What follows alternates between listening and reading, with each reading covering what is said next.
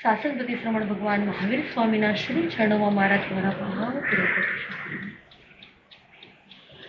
જીવના હૃદયમાં છે ભાવોની ભવ્યતા,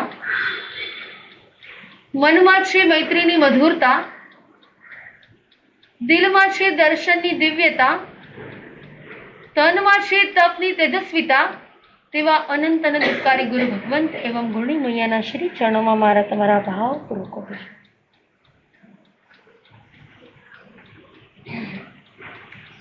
ફ્રાન્સનું એક બહુ જ મોટું સિટી અને એક ફેમસ સિટી જેનું નામ પેરિસ. લગભગ બધા લોકો એનું નામ સાંભળ્યું. અને આ પેરિસની અંદર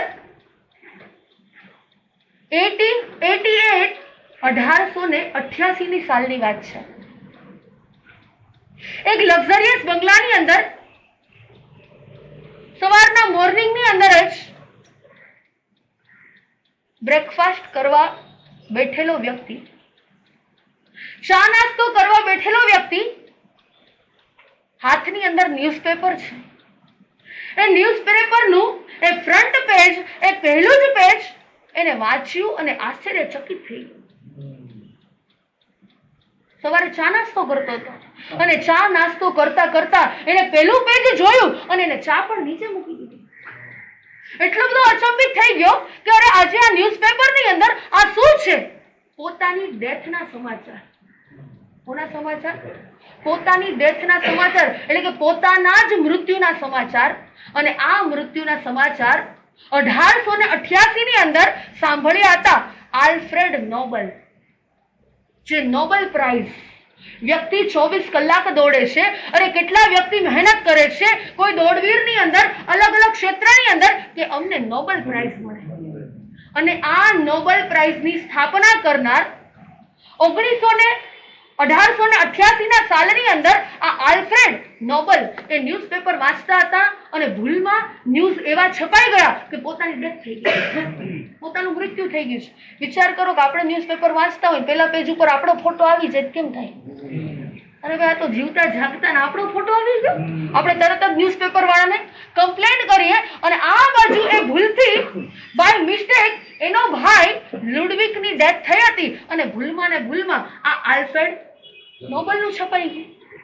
અને એની અંદર લખેલું હતું પહેલા પેજની અંદર કે the merchant death of dead, એટલે કે મૃત્યુના વેપારીનું મૃત્યુ થયું છે.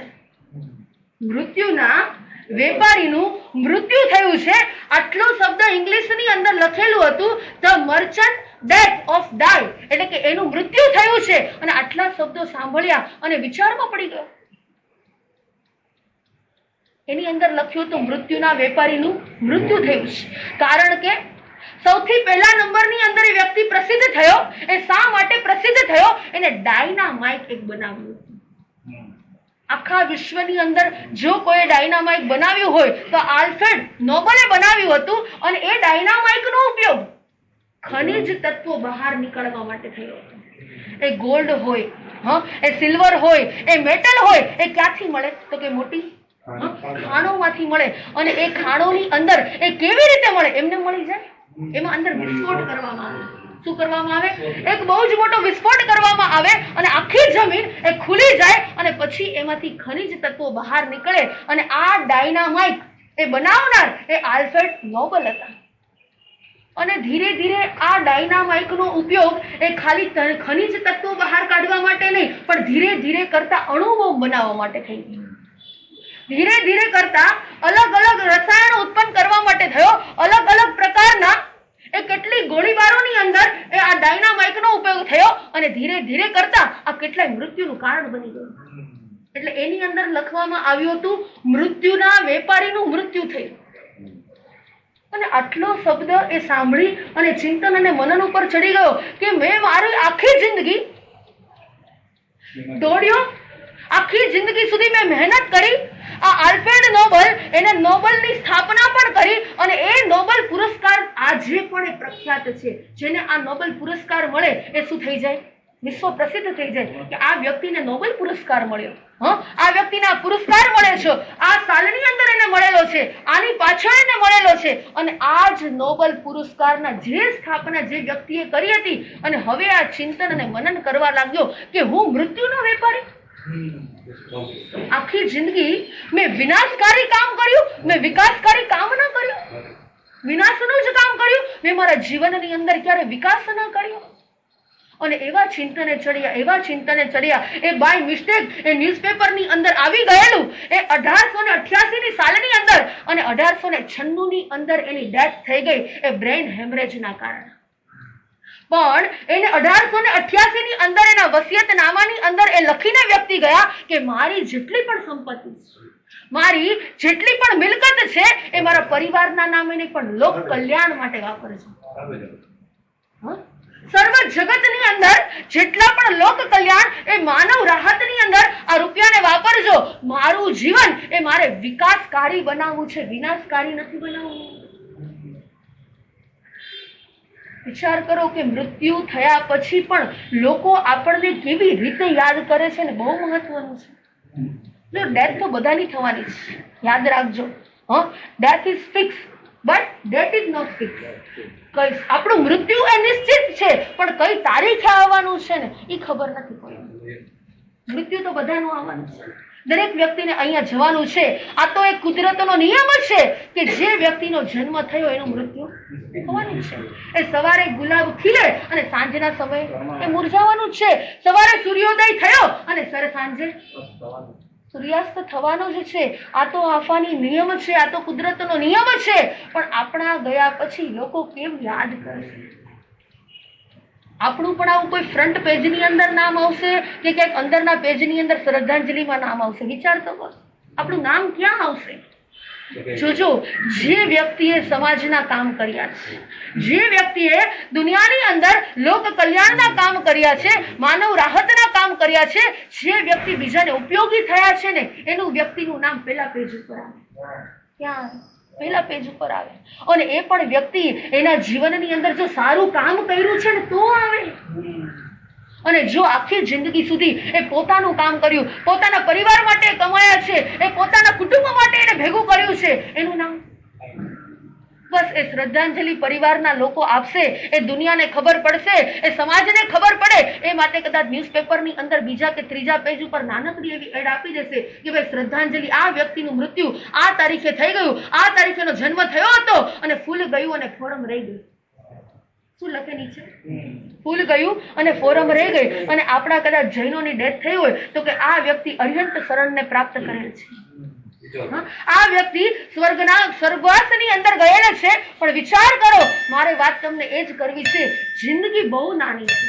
એક કવિએ સુંદર મજાની વાત કરી છે, જિંદગી બહુ નાની છે પણ ભૈલા બહુ મજાની છે. જિંદગી બહુ નાની છે, ભૈલા બહુ મજાની છે, પણ જો જીવતા આવડે તો, નહીં તો પરેશાની છે. ફરીથી આપણે એક વખત રિપીટ કરીએ, બહુ સરસ મજાનું સેન્ટેન્સ છે. એક કવિએ લખેલું છે કે જિંદગી બહુ નાની છે, જિંદગી બહુ નાની છે, ભૈલા બહુ મજાની છે, જો જીવતા આવડે તો, નહીં તો રોજ રોજની પરેશાની છે. આયુષ્ય છે ને બહુ ઓછું છે, યાદ રાખજો. આજે અહીંયા બેઠેલા છીએ અને કેટલા વ્યક્તિ આપણે એવા જોયા છે, આપણી સામે બેઠા હોય અને ઢપ કરી અને નીચે પડી જાય, ત્યાં ત્યાં હાર્ટ એટેક આવી જાય. ત્યાં ત્યાં શું થઈ જાય? ત્યાં ત્યાં હાર્ટ એટેક આવી જાય, કોઈને બ્રેન હેમરેજ થઈ જાય. અરે ક્યારે શું આવે અને ક્યારે મૃત્યુ આવે ને ખબર નથી. યાદ રાખજો, એ મૃત્યુને આવવા માટે પણ કાંઈક નિમિત્ત જોઈએ છે. ઘણા કે માસથી ચાલતા ચાલતા જતા હતા અને રસ્તામાં કઈ પથ્થર આવ્યો, એ ઠેબુ વાગ્યું અને આ ભાઈ પડ્યા અને ત્યાં બ્રેન હેમરેજ થઈ ગયું. એ પગની અંદર ઠેબુ આવ્યું, એ રસ્તામાં તમને પથ્થર ભટકાણો, આ પણ એક મૃત્યુ માટેનું નિમિત્ત છે. કેટલા નિમિત્તો આ નાની એવી જિંદગીની અંદર આવે છે પણ લોકો હજુ જાગતા નથી. કેટલા નિમિત્તો મળે છે, આંખે દેખાવાનું માસેથી હમણાં છેલ્લા કેટલા ટાઈમથી છે ને આંખે ઝાંખું દેખાય છે. હમણાં કેટલા ટાઈમથી છેલ્લા 4-5 વર્ષથી પગની એટલી બધી વેદના છે, એટલી બધી પીડા છે કે પગ બહુ દુખે છે, કે ચલાતું નથી મારાથી. હાથનો એટલો બધો દુખાવો છે, માથે ધીરે ધીરે યાદ શક્તિ ઓછી થઈ ગઈ છે. આ બધું શું છે? તો કે મારા મૃત્યુ આવવા માટેના અલગ અલગ પ્રકારના નિમિત્તો છે. શું છે? એ નિમિત્તો છે. અને વ્યક્તિ જો એ નિમિત્તોને ઓળખી લે, વ્યક્તિ જો એ નિમિત્તોને સમજી લે, એને ખબર પડી જાય કે આ બધી જ છે ને મારી પાંચ ઇન્દ્રિયો ધીરે ધીરે ધીરે કરતા વીક થતી રહી છે ને, ઇટ મીન્સ કે આ બધા મૃત્યુના સમાચાર છે. સમજી જાય. તમને એમ કહેવામાં આવે કે આજે સાંજનો છેલ્લો તમારો દિવસ છે, આજે છેલ્લી સાંજ છે તમારે ઉઠતાની સાથે, આજે છેલ્લી સાંજ. હું ના બોલો યાર, અરે જવાનું જ છે, યાદ રાખજો. આવી સાંજ એક વખત આવવાની જ છે, મારી પણ તમારી પણ. પણ જો વ્યક્તિને ખબર પડી જાય કે આજે સાંજ, આજનો દિવસ મારો છેલ્લો છે, અને એ વ્યક્તિ શું કામ કરે? સાધક આત્માએ, મહાપુરુષોએ, ભગવાને એ જ કીધું છે. અમારા ગુરુદેવ પણ ઘણીવાર એ જ કહે છે કે સવાર ઉઠો અને મનની અંદર એ જ વિચાર કરવાનો છે કે આજની સાંજ મારી છેલ્લી છે. ખબર નથી કાંઈ શું બનવાનું છે, ક્યારે બનવાનું છે, કોને છોડીને જવાનું છે. યાદ રાખજો, બધાને મૂકીને વયું જવાનું છે. કોઈ સાથે આવનાર છે? કોઈ જ નથી સાથે આવનાર. આ આલ્ફ્રેડ નોબલ એ સમજી ગયા. એ 88ની સાલની અંદર એને ખબર પડી ગઈ, 96માં એની ડેથ થઈ. એ કદાચ 8-9 વર્ષ છેલ્લા જીવ્યા ને એ ચિંતન અને મનન કર્યું કે આ જગતની અંદર જે મેં ભેગું કર્યું છે ને એ મારા માટે કઈ આટલું વપરાવાનું નથી.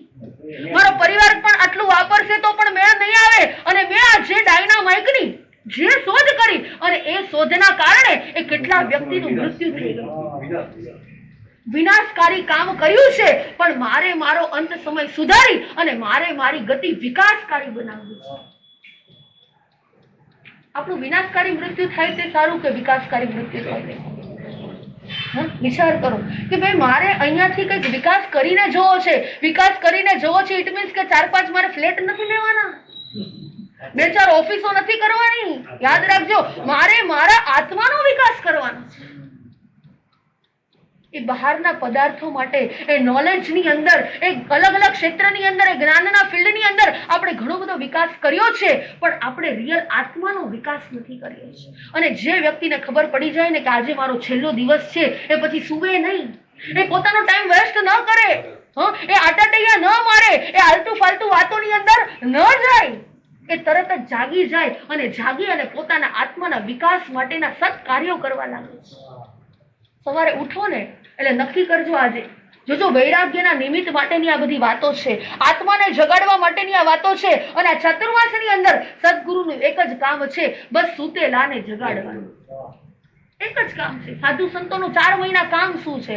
અમારે તમને પરમાત્માના એક બોધ વચનો આપી, એ પરમાત્માની હિત શિક્ષાઓ આપી, એ પ્રભુના વચનો એ તમને આપી અને માત્ર એક જ કામ કરવાનું છે, તમને જગાડવાના છે. જે સૂતા હોય ને એને જગાડવાના છે.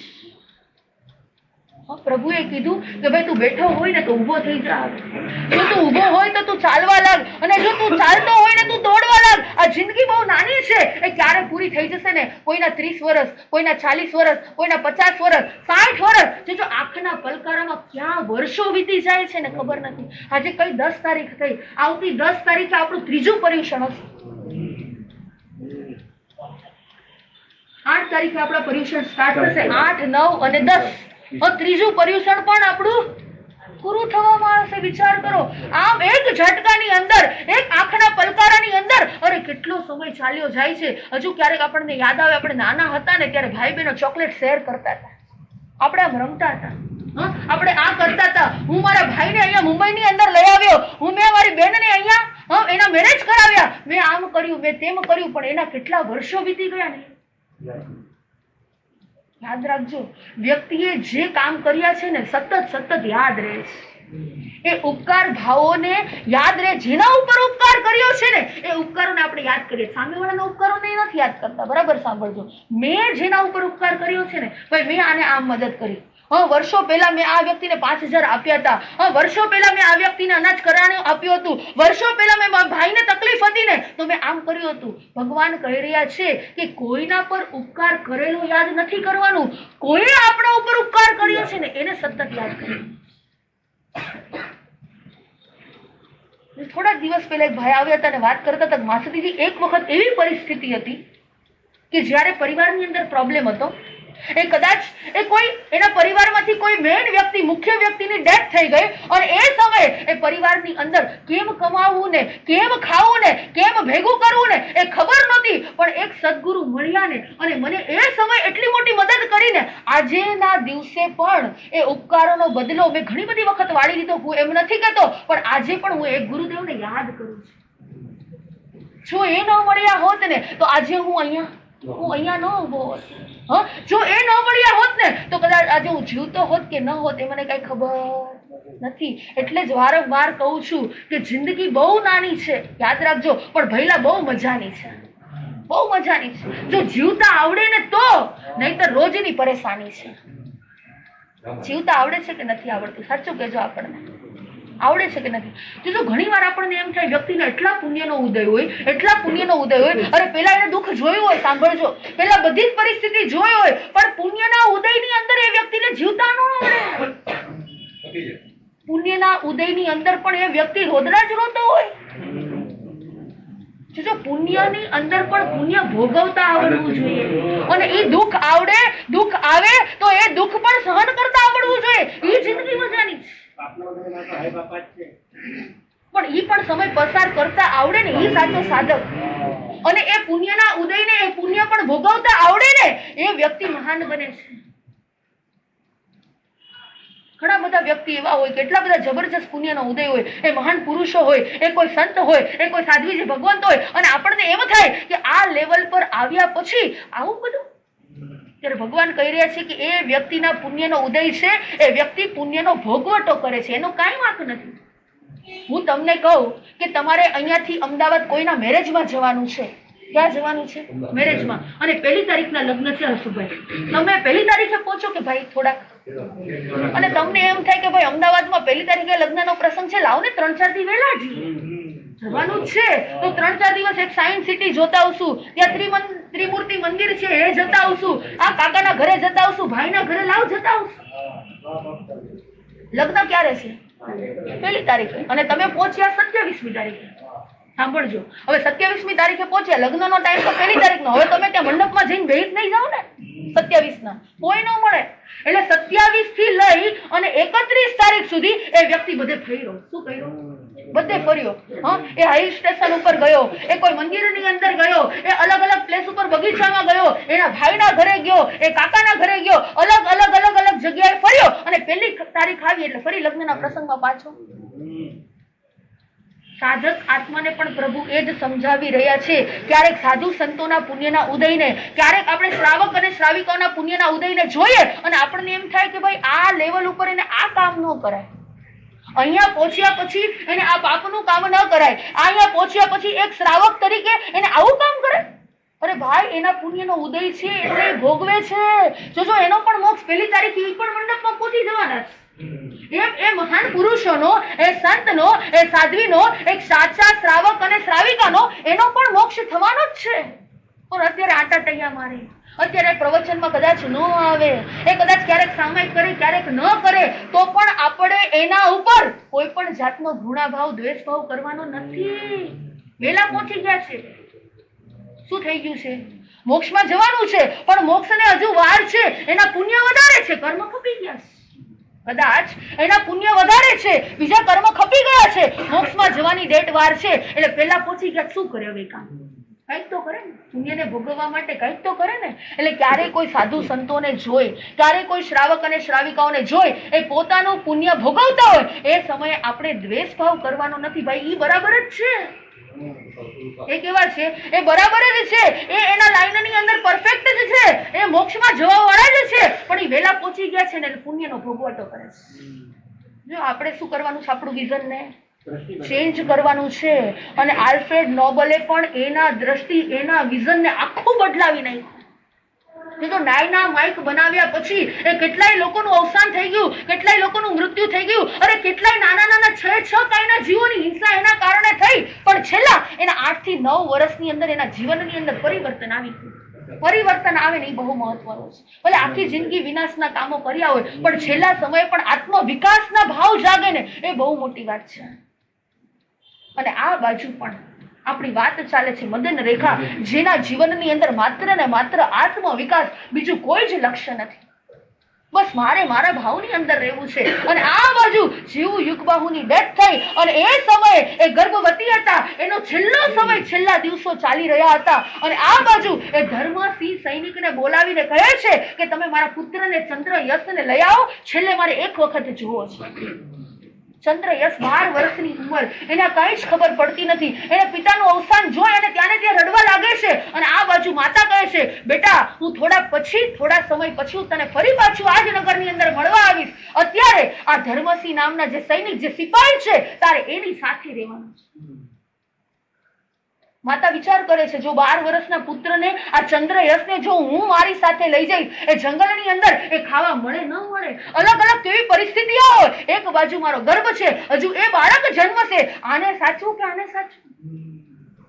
આ ચંદ્ર યશેના જીવનની અંદર ક્યારે દુઃખ નથી જોયું. અને આ બાજુ એ સેનાપતિ રહેલા હતા, એને કહેવામાં આવ્યું કે આ 12 વર્ષના ચંદ્ર યશને તમારે સાચવવાની જવાબદારી. અને આ યુગબાહુના એકદમ પ્રિય પાત્ર, એકદમ નજીકના હતા. અને એને કીધું કે તમે ચિંતા ન કરો, હું ચંદ્ર યશને બરાબર સાચવીશ. આ તમારી અનાવત તમે જ્યારે આવશો ને એ ત્યારે તમને.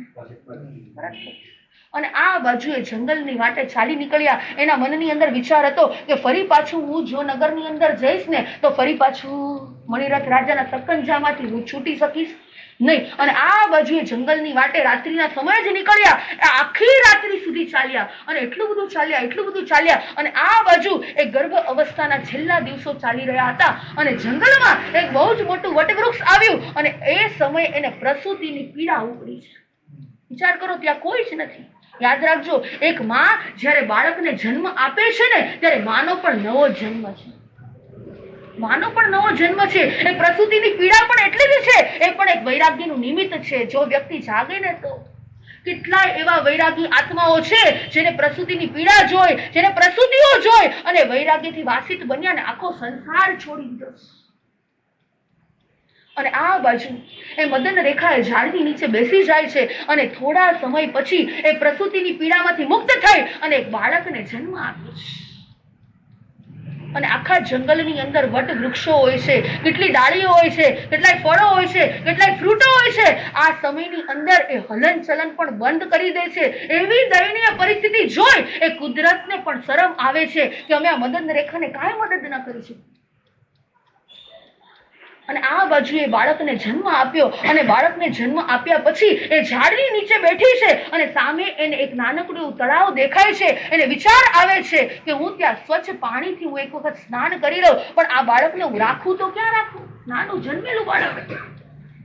અને એની પાસે જે પહેરેલો કટકો વસ્ત્ર હતો એ વસ્ત્ર એને નીચે પાથર્યું. અને આ બાજુ જે બાળકને નવજાત શિશુને જન્મ આપ્યો હતો એને એની અંદર રાખી દે છે અને એ ઉપર પોટલું વાળી અને એને ઝાડ ઉપર એક ડાળીએ બાંધી દે છે. કારણ કે નીચે જંગલની અંદર કેટલા બધા કેટલા પશુઓ હોય, ક્યારે વાઘ આવી જાય, ક્યારે સિંહ આવી જાય અને આ નવજાત શિશુને શું થાય એ ખબર ન પડે. અને આ બાજુ એ તળાવની અંદર સ્નાન કરવા માટે જાય છે. એ જંગલની અંદર એ પશુ પક્ષી, એ ઝાડ પાન સિવાય બીજું કોઈ જ દેખાતું નથી. અને આ બાજુ મદન રેખા જેવા સ્નાન કરવા માટે જાય છે અને અચાનક એ જ સમયે વિદ્યાધરનું વિમાન ઉપરથી નીકળે છે. વિદ્યાધરની દ્રષ્ટિ અહીંયા આ તળાવની અંદર જે મદન રેખા રહેલી છે એના ઉપર પડે છે અને વિદ્યાધરનું વિમાન એ ત્યાં ને ત્યાં ઊભું રાખી દે છે.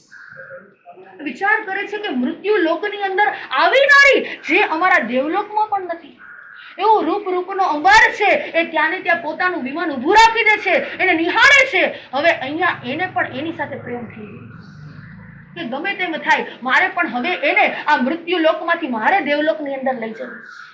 હવે આ વિદ્યાધર આ મદન રેખા પાસે આવશે. મદન રેખા પાસે આવી અને એને કેવી રીતે લઈ જશે અને ત્યાંથી મદન રેખા છૂટશે કે નહીં છૂટે? આ વિદ્યાધરના હાથમાં આવ્યા પછી મણિરથ રાજાના સકંજામાંથી છૂટી ગયા અને હવે ફરી પાછા કેની હાથમાં આવી ગયા? વિદ્યાધરના હાથમાં આવી ગયા. જો બહુ વધારે રૂપ હોય ને તોય વ્યક્તિ દુઃખી છે. અપ્સરા જેવા લાગતા હોય ને, અરે અમે બહુ રૂપાળા, રોજે સવારે તમે આઈનામાં જો અને ચેક કરો અને વિચારો, ઓહો મારા જેવું કોઈનું રૂપ નહીં. યાદ રાખજો, રૂપ પણ એક દિવસ તમને સેવા મૂકી દેશે, તમને તકલીફ આપી શકે છે. હવે આ વિદ્યાધર એ મદન રેખા પાસે આવશે, એને કેવી રીતે બળજબરી લઈ જશે, એ બધા જ ભાવોને આપણે સાંભળીશું. જેટલા અંશે આપણા હૃદયની અંદર અવધારીશું એટલા અંશે મારો અને તમારો આત્મા દિવ્ય અને ભવ્ય